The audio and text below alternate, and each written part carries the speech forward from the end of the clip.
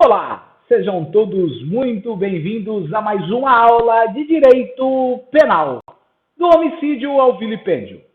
Antes, porém, é importante consignar que os prazos do PDA, o nosso portal digital do aluno, eles seguem inalterados. Para você que não realizou, para você que está em atraso com as suas atividades no portal, entre imediatamente e realizem elas. Olha só, para você também que está iniciando agora o Desafio Nota Máxima, para você que está realizando o Desafio Nota Máxima pela primeira vez, é importante aqui ressaltar que a sua pontuação, a somatória da sua pontuação, ela é realizada semanalmente.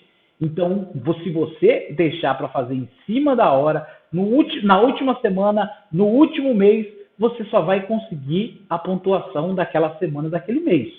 Então, é importante que você entre no portal, realize todas as atividades semanalmente. É importante ainda ressaltar que o prazo para a realização da atividade diagnóstica é dia 27/3. Está em cima, mas ainda dá tempo. Entra lá, realize a sua atividade diagnóstica para você não ter nenhum prejuízo. É importante ainda ressaltarmos que o Desafio Nota Máxima ele possui uma pontuação, um peso de 3.500 pontos na somatória das atividades transversais para todas as disciplinas. Então, olha só, um ponto muito importante para a sua aprovação. Entre lá, realize o Desafio Nota Máxima, quero ver o seu nome em primeiro lugar na lista dentro do ranking nacional. Então, conto com a participação de todos. Desafio Nota Máxima, a realização das atividades é semanal. Beleza, galera? Vamos dar sequência aqui, então.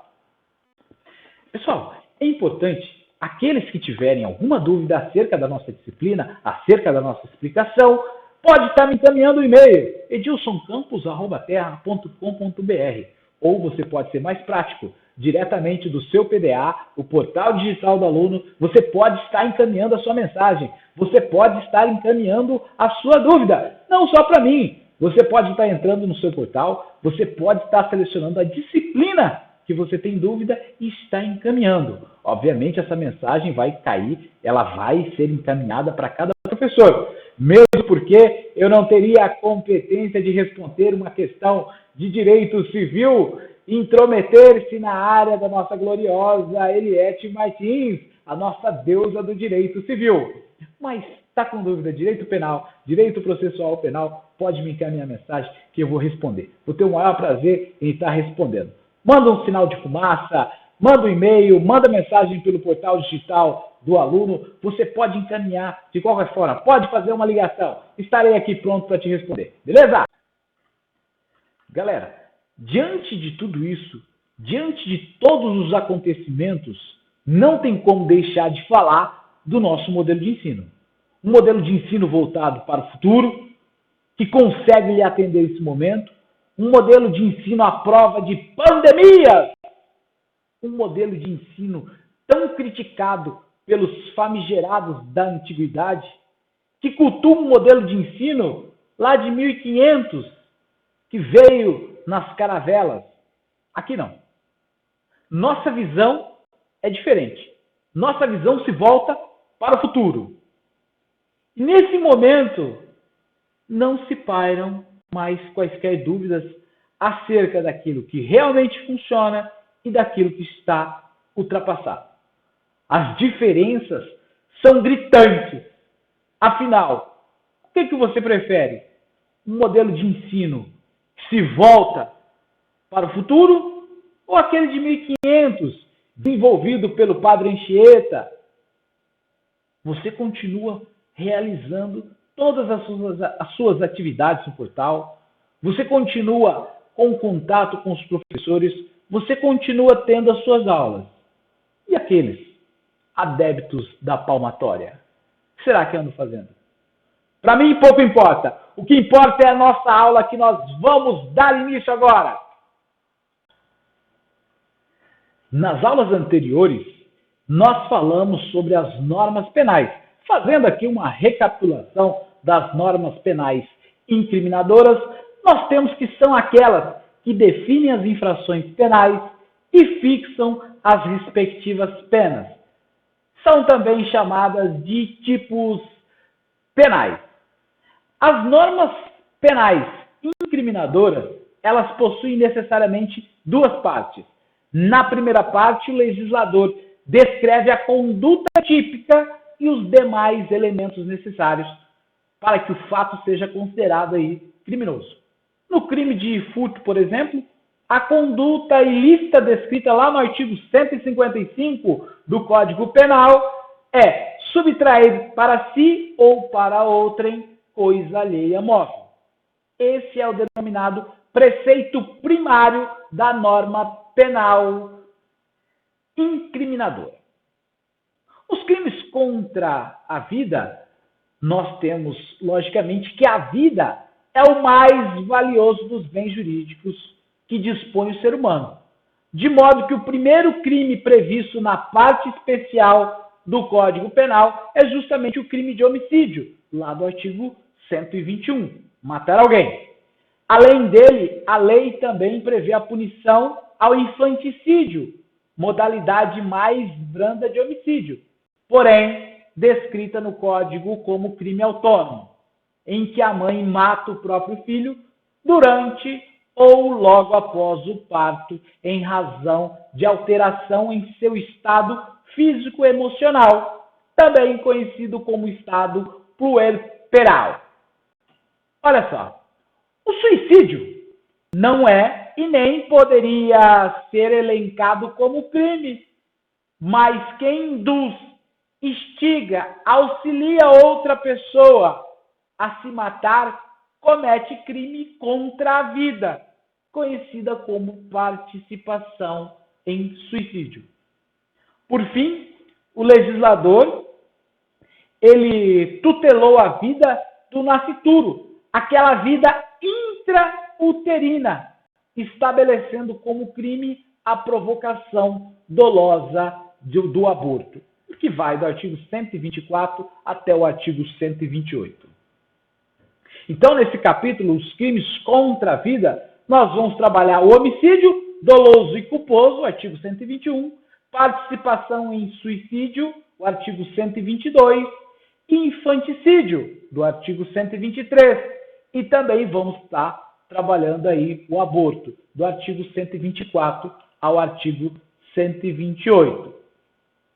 Os crimes dolosos contra a vida previsto aqui nesse capítulo, à exceção da modalidade culposa do homicídio, são julgados, são de competência do Tribunal do Júri, na medida em que o artigo 5º da nossa Constituição Federal, lá no seu inciso 38, a linha D da Constituição, ele confere ao Tribunal Popular a competência para julgar os crimes dolosos contra a vida. Então, é de competência do Tribunal do Júri, competindo, conferindo e exercendo o verdadeiro mandado constitucional de julgar os crimes dolosos contra a vida. Ok? Então, seguindo aqui, vamos falar primeiramente do homicídio. Importante frisar, o homicídio ele pode ser doloso ou culposo. Professor, mas eu já ouvi falar em várias outras espécies de homicídio. Eu já ouvi falar em dolo eventual, eu já ouvi falar em culpa consciente. Não encaixa nesse perfil? Obviamente. Ele vai se encaixar só como uma subcategoria do dolo e da culpa, que nós vamos estar trabalhando aqui logo mais adiante. Ok? Então, o homicídio doloso, ele se divide em 3 modalidades. Nós temos o homicídio simples, temos então o homicídio privilegiado e temos ainda o homicídio qualificado lá do artigo 121, inciso, parágrafo 2º, perdão. Temos então, na doutrina, o conceito que o homicídio consiste na eliminação da vida humana extrauterina provocada por outra pessoa. A vítima deixa de existir em decorrência da conduta do agente. e esse pode realizar o ato homicida pessoalmente ou podendo ainda atiçar um animal bravio contra a vítima ou até mesmo valendo-se de uma pessoa inimputável, como é o caso de convencer uma criança a jogar veneno no copo da vítima. Olha só, a objetividade jurídica do crime de homicídio, logicamente, é a vida humana extrauterina, porque antes do nascimento, a eliminação da vida constitui no crime de aborto. Então, a objetividade jurídica no crime de homicídio é a eliminação da vida extrauterina, pois a eliminação da vida intrauterina consiste, na realidade, num crime de aborto e não de homicídio.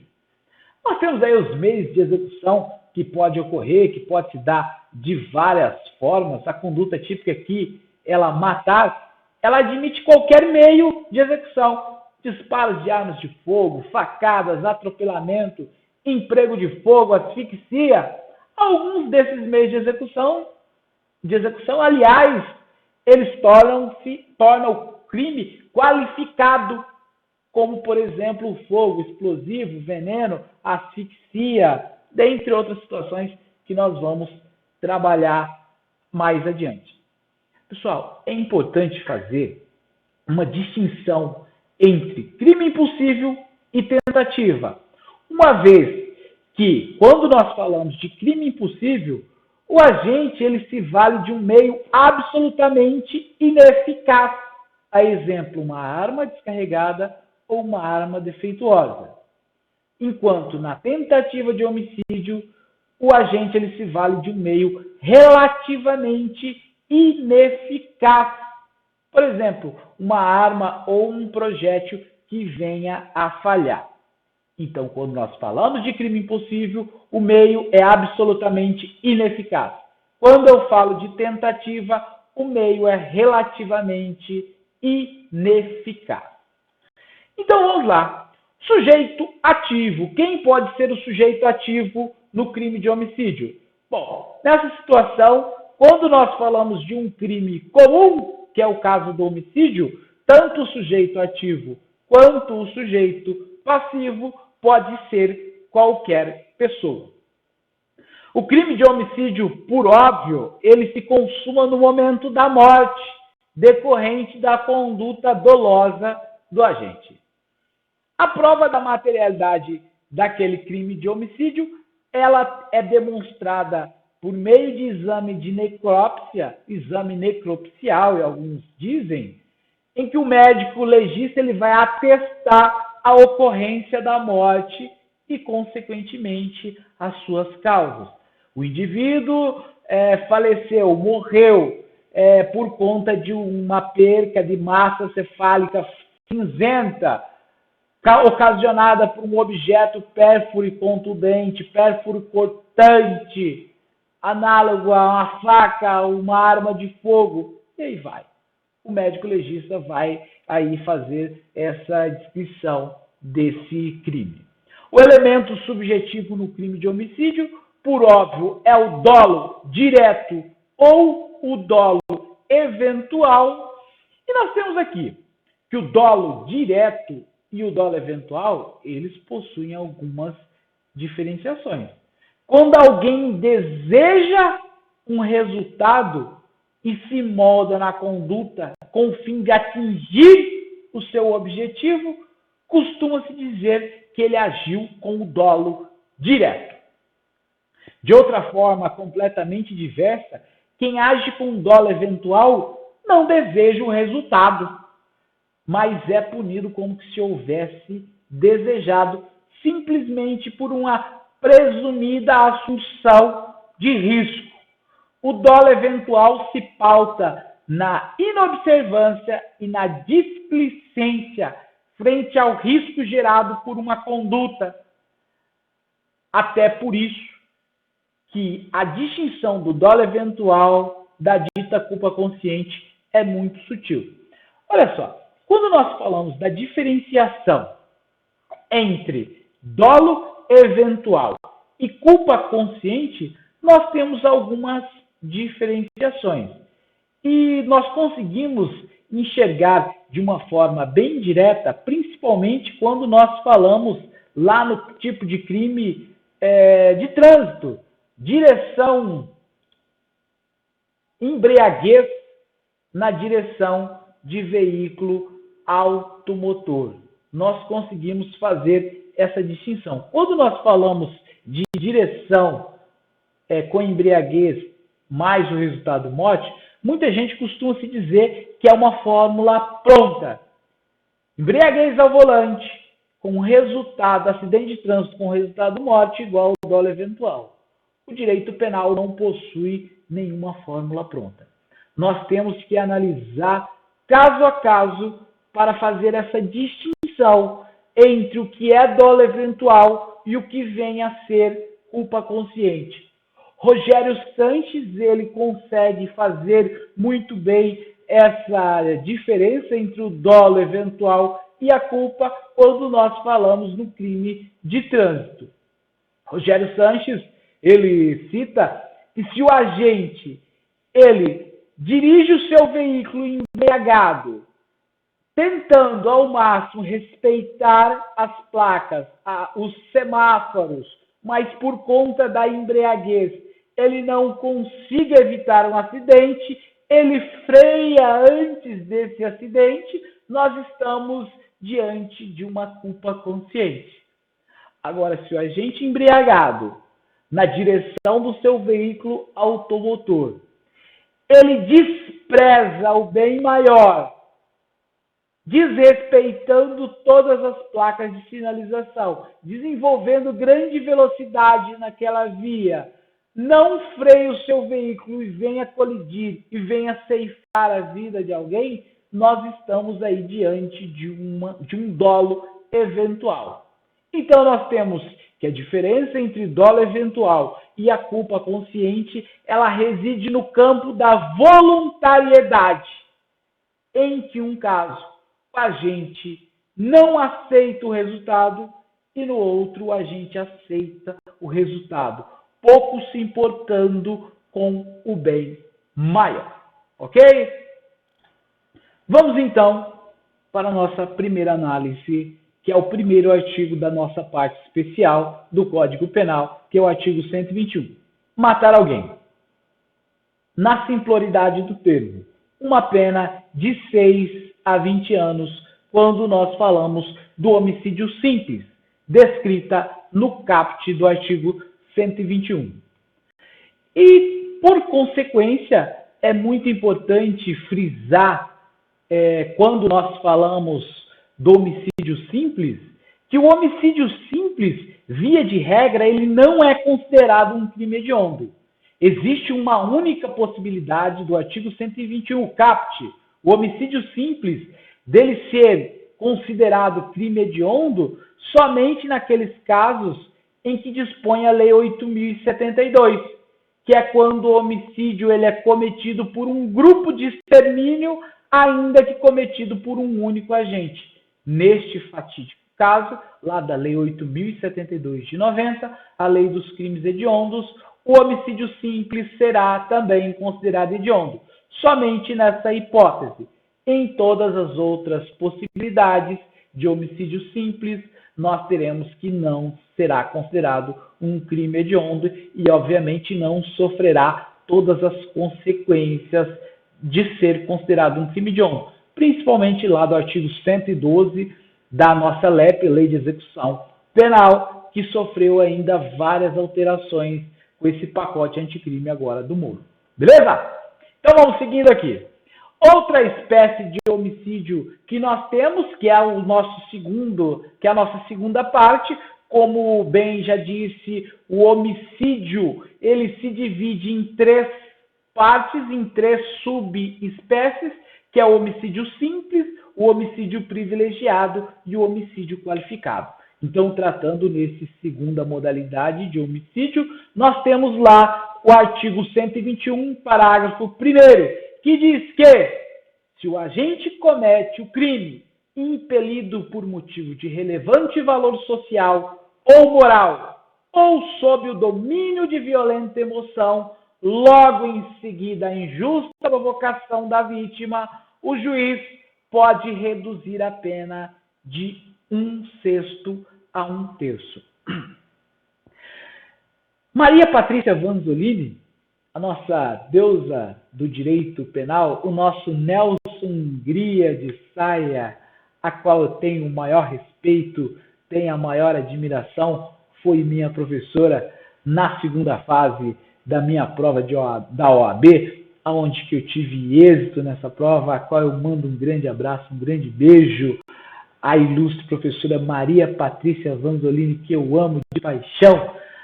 Professora Maria Patrícia Vanzolini, ela diz que no homicídio privilegiado é como se a vítima atraísse para si a maldição que recaiu sobre ela.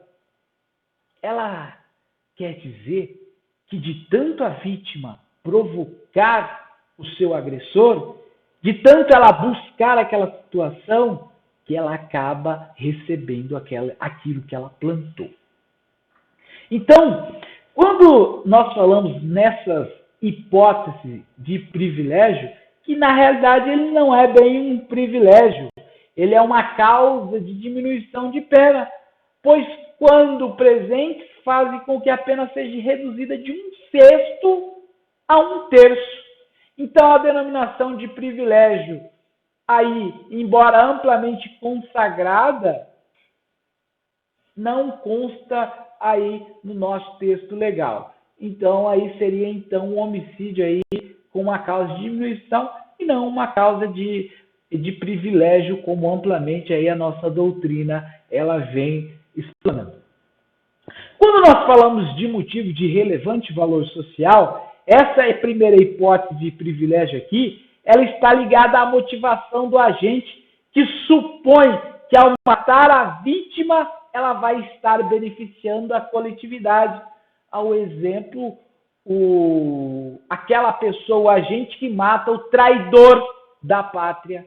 Quando nós falamos por relevante valor moral, eu sempre brinco em sala de aula e pergunto: o chifre é um relevante valor moral? Alguns dizem que não. Não sei por quê, mas para a maioria sim. O chifre, a traição, o adultério, falando com palavras mais cultas aqui, deixando a chulez das palavras, obviamente é considerado um relevante valor moral, uma vez que supostamente aquela vítima primeira do crime de adultério, ela ficaria desmoralizada perante todo aquele seu ciclo de amizade durante toda uma eternidade, até mesmo porque você não vai conhecer nunca um ex-corno. Você sempre, quando você trabalha com essas chulés da palavra, quando nós trabalhamos aí a nível popular, obviamente essa situação jamais se perde. Diz, logicamente, quando eu falo de relevante valor moral, há sentimentos pessoais do agente aprovados pela lei média, como piedade, compaixão, etc. e tudo mais. A própria exposição dos motivos do Código Penal, aqui ele cita exemplo a eutanásia como exemplo de homicídio por relevante valor moral. Imaginamos só um ente querido que está padecendo de uma doença terminal e que pede pelo fim da sua vida, que diante de suas dores, os seus medicamentos que toma, que faz a ingestão ali diária, não é suficiente para combater aquelas dores, e a pessoa, atendendo aquele pedido, vai lá e procede àquela eutanásia. Obviamente, a eutanásia ela não é permitida no Brasil e ela é considerada um crime de homicídio. Aquele agente que comete, então, aquela eutanásia, que atende aquele pedido daquela pessoa, ele vai responder pelo crime de homicídio, entretanto, na sua modalidade privilegiada. Beleza, galera? É importante afirmar que a ortotanásia não constitui crime. A ortotanásia é quando uma pessoa, a exemplo, um paciente terminal que faz um tratamento paliativo somente para controlar, para mantê-lo vivo, sem expectativa, sem uma cura, obviamente aquela pessoa lá abandona o tratamento, ela diz, olha, eu não quero mais, eu estou encerrando o tratamento para antecipar a minha partida deste plano. Então, isso significa ortotanásia, quando o cidadão ele decide por não dar mais continuidade naquele tratamento, ok? Então, a eutanásia é proibida, a ortotanásia sim é permitida aqui no Brasil. Crime praticado sob o domínio de violenta emoção, logo em seguida a injusta provocação da vítima. Essa injusta provocação, ela por uma série de razões aqui, nós conseguimos apresentar. Por meio de brincadeiras de mau gosto, xingamentos de cunho racial, pichação em casa, riscar o carro do cidadão, jogar lixo na casa de alguém, toda essa cadeia pode desenvolver aí uma injusta provocação. Olha só, eu cito muito aquele exemplo de Cuiabá, aonde que o segurança do banco veio a ceifar a vida de uma terceira pessoa, a qual proferia xingamentos de cunho racial contra aquele cidadão, contra aquele segurança, e que um belo dia, após vários insultos, várias provocações, o segurança veio a sucumbir à vida daquele cliente. Esse é um exemplo aí também que se encaixa essa injusta provocação, relevante valor moral que nós temos, que nós podemos aí trabalhar de maneira bem serena, de maneira bem tranquila. Nós temos ainda uma diferença entre o privilégio e a legítima defesa, lá do artigo 25 do nosso Código Penal. Basicamente, que é o fato que no primeiro ocorre a mera provocação da vítima, enquanto na segunda ocorre a injusta agressão. Olha só, então, no homicídio privilegiado, nós tratamos uma injusta provocação. Na legítima defesa, nós tratamos aí uma injusta agressão. Artigo 25 do Código Penal. O cidadão que repele uma injusta agressão. Beleza? Olha só. Domínio de violenta emoção. O texto legal aqui ele é bastante exigente, já que para o reconhecimento do benefício aqui não basta a violenta emoção, sendo necessário que o agente fique sob o domínio dessa. Exige-se aqui, portanto, uma fortíssima alteração no seu ânimo, naquela sua situação, naquele ânimo do agente. Ele estava possuído no momento em que agiu. O ato homicida, logo em seguida a injusta provocação, para a aplicação aqui desse benefício aqui, ele mostra-se necessária a chamada reação imediata, ou seja, que o ato homicida ocorra logo em seguida à provocação. Não exige uma definição exata em torno da expressão logo em seguida. A diferença aqui é que quem aplica essa situação são os jurados.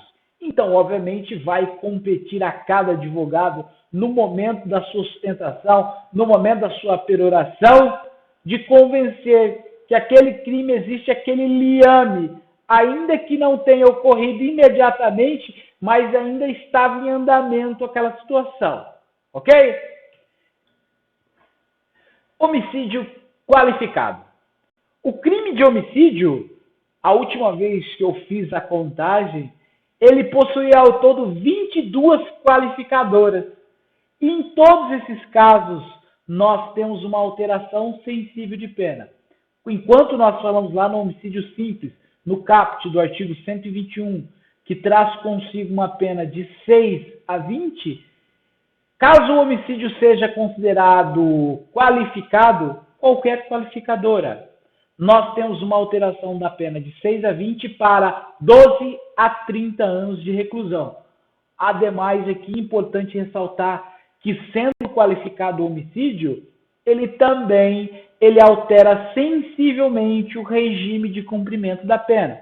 Quando nós observamos o artigo 112 lá da LEP, a Lei de Execução Penal, que sofreu várias alterações com esse pacote anticrime agora do nosso glorioso ministro Sérgio Moro. Então, vamos lá. Olha só. Quando nós falamos aqui também do homicídio qualificado, nós temos essa classificação do homicídio, que é quanto aos motivos, que é quanto ao meio empregado, quanto ao modo de execução ou ainda por conexão. Primeiramente, quanto aos motivos, nós temos que esses motivos podem ser por paga, promessa de recompensa ou outro motivo torpe e motivo fútil. O feminicídio, o homicídio contra integrantes das Forças Armadas ou policiais no exercício ou em razão daquela função.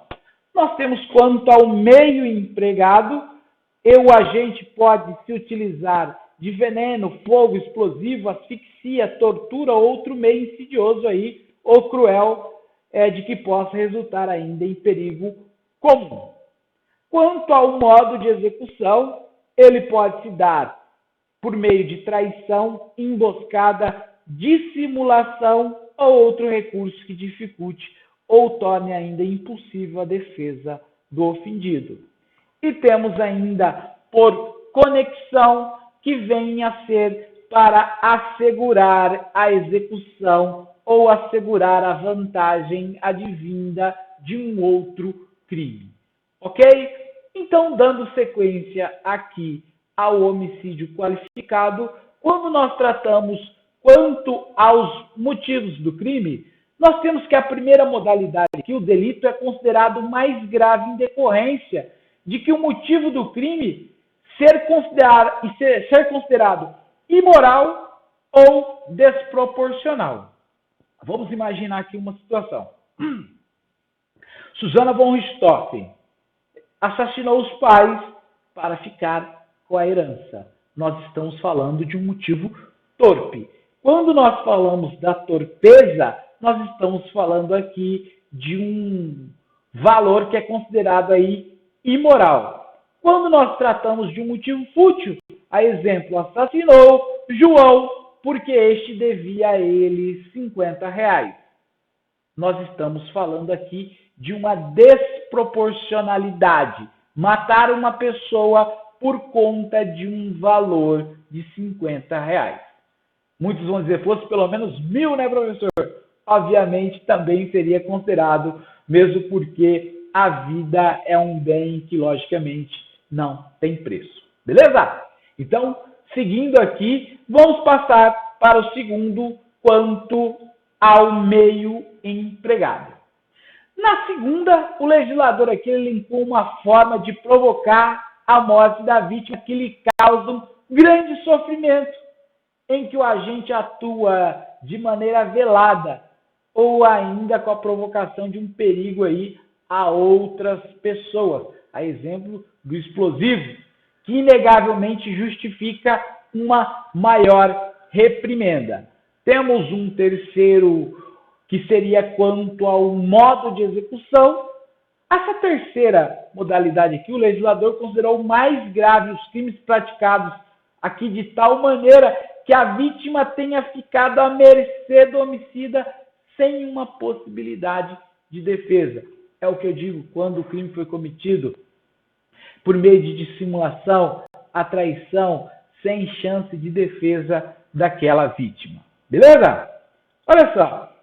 E temos ainda a quarta, que não é elencada por todos os doutrinadores, que é por conexão, que o homicídio ele é considerado aí qualificado quando ele é cometido em razão de outro crime, para assegurar uma vantagem de um crime ou até mesmo para assegurar uma impunidade.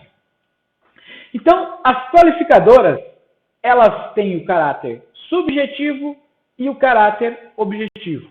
É importante falar mais uma vez que quando nós falamos de qualificadoras. Quando nós falamos de causa de diminuição de pena, nós não podemos ter em um polo uma causa de diminuição subjetiva com uma qualificadora também subjetiva. Elas têm que ser sempre alternadas. Eu posso falar aqui de uma causa de diminuição de pena subjetiva com uma qualificadora objetiva. Aí sim, elas podem sim se conversar. Imaginamos aqui duas situações subjetivas. Vamos aplicar a causa de diminuição lá do parágrafo 1º, o homicídio privilegiado. O cidadão agiu por relevante valor social ou moral. E eu digo que ele cometeu o crime por motivo fútil, por motivo torpe. Olha só, eu digo que o cidadão ele agiu por um relevante valor social ou moral e na mesma qualificadora seguinte eu coloco por um motivo fútil ou por um motivo torpe. Obviamente, não se conversa essa causa de diminuição de pena com o motivo, com a futilidade ou até mesmo pelo motivo torpe.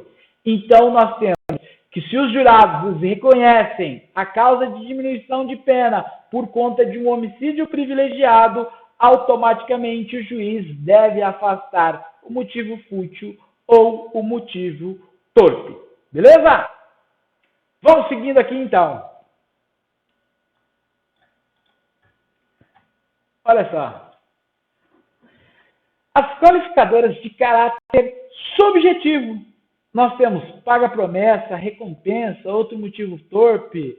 Nós temos ainda a finalidade para assegurar a execução, ocultação, na conexão. Temos o feminicídio, temos o homicídio contra policiais, integrantes das forças armadas, os seus familiares, e temos as qualificadoras de caráter objetivo, que vem a ser veneno, fogo, explosivo, asfixia, tortura, traição, emboscada, dissimulação, ou outro motivo que dificulte ou torne impossível aí a defesa do ofendido. Nós temos aí essas qualificadoras de caráter subjetivo e também as qualificadoras de caráter objetivo. Sempre que falamos em qualificadoras, sempre vem o questionamento. Um homicídio ele pode ser privilegiado e qualificado? A resposta é sim. Ele pode ser considerado privilegiado, qualificado, desde que a qualificadora não seja também subjetiva. A exemplo, motivo fútil, motivo torpe. Nós não podemos dizer que o cidadão ele agiu sob o domínio de violenta emoção ou ainda por relevante valor social ou moral e atrelar a esta situação uma qualificadora por um motivo fútil, por um motivo torpe. Então, é possível sim um homicídio ser privilegiado, qualificado. E, consequentemente, este homicídio, sendo reconhecido esse instituto do privilégio, retira-se toda a hediondez do crime de homicídio, ainda que reconhecido o privilégio e a qualificadora. Então, o crime que é reconhecido privilegiado, qualificado, o instituto do privilégio retira toda aquela situação, todas aquelas penalidades lá da Lei 8.072, passando então a gente a responder por um crime comum, na forma do artigo 112 da Lei de Execução Penal. Ok? Vamos lá. Motivo torpe. O que vem a ser um motivo torpe? É aquela motivação vil, repugnante, imoral. Quando nós falamos dessa torpeza, tem a ver com inveja, tem a ver com ganância. Matei os pais para poder ficar com a herança. Matei um colega de trabalho para ficar com o seu cargo, para subir naquele cargo que era ocupado até então por aquela pessoa. O motivo fútil é um motivo pequeno, insignificante, ou seja, que deve ser reconhecido quando houver total falta de proporção entre o ato homicida e a sua causa. Vocês se recordam que eu disse quando nós falamos é de motivo torpe, nós estamos falando de motivo imoral. Tem a ver com uma situação imoral. Quando nós falamos de um motivo fútil, tem a ver com uma desproporcionalidade daquele ato homicida e, logicamente, essa causa que o cidadão veio a cometer. Nós temos ainda qualificadoras quanto ao meio de execução, que está lá no artigo 121, parágrafo 2º, inciso 3º, que diz que se o homicídio é cometido com emprego de veneno, fogo, explosivo, asfixia, tortura ou outro meio insidioso, cruel, ou que possa resultar em perigo comum. Nesse dispositivo aqui, a lei, após aplicar uma série de circunstâncias que tornam mais gravosa a conduta em razão do meio de execução empregado, utilizada a fórmula genérica ou outro meio insidioso ou cruel, de que possa resultar aí em perigo comum. Meio cruel. O espancamento, mediante a socos, pontapés, pisoteamento, golpes no corpo da vítima, com martelo, barra de ferro, pedaço de pau, etc. Apedrejamento, atropelamento intencional, jogar a vítima do alto de um prédio, despejar grande quantidade de ácido no corpo da vítima, choque elétrico de alta voltagem, amarrar a vítima atrás de um cavalo, de um carro e sair arrastando a vítima. Isso é um meio cruel, muito cruel, por sinal. Temos as qualificadoras também quanto ao meio de execução, lá do artigo 121, parágrafo 2º, inciso 4º do nosso Código Penal, que diz que se o homicídio é cometido a traição, de emboscada, ou mediante a dissimulação ou outro recurso que dificulte ou torne impossível a defesa da vítima. O legislador aqui considera a traição, a emboscada, a dissimulação, que são recursos aptos a inviabilizar a defesa daquela vítima. Ele aqui também aplicando a forma genérica, que só pode ser utilizada aqui quando não for possível o enquadramento nas regras específicas iniciais. Olha só, se o homicídio ele é cometido para assegurar a execução, a ocultação, a impunidade ou a vantagem de outro crime, nós estamos falando de uma outra qualificadora, que é por conexão. Nesse caso aqui, a existência da qualificadora também decorre da motivação do agente, ou seja, do fato dele matar a vítima com a finalidade de viabilizar a prática de outro crime, ou assegurar ainda a ocultação ou a vantagem de um delito anterior, a famosa queima de arquivo. Alguns doutrinadores não consideram essa última qualificadora por conexão, mesmo porque nos moldes aqui explanado poderia ser facilmente enquadrado essa qualificadora no motivo fútil, no motivo torpe ou qualquer outro descrito aí logo mais acima que nós já trabalhamos. Pessoal, olha só, é interessante ressaltar que o inciso 5 ele só faz a referência à conexão do homicídio com outro crime. Olha só, outro crime. Caso a morte dessa vítima que tenha a finalidade para assegurar a execução, a ocultação, a impunidade ou a vantagem de uma contravenção penal, a qualificadora a ser reconhecida aqui é o motivo torpe. E, obviamente, e não por conexão. Porque a conexão aqui tem que ser para assegurar a vantagem de outro crime e não de uma contravenção. O que muda, professor? Não muda nada. O crime continua sendo hediondo e vai sofrer todas as reprimendas, todas as penalidades de um crime considerado hediondo. Beleza? Olha só, nós estamos finalizando aqui então hoje essa aula. Fiquem com Deus, se cuidem pelo amor de Deus. Galera, Muito em breve nós vamos estar postando aqui outro vídeo. Até o final da semana terá outro vídeo aqui já com a nossa próxima aula, para que nós não possamos distanciar do ensino, para que quando retornar, se Deus quiser, muito em breve essas aulas, nós possamos retornar com a faca nos dentes, a todo ritmo, de modo acelerado sempre. Fique com Deus. Até o nosso próximo encontro.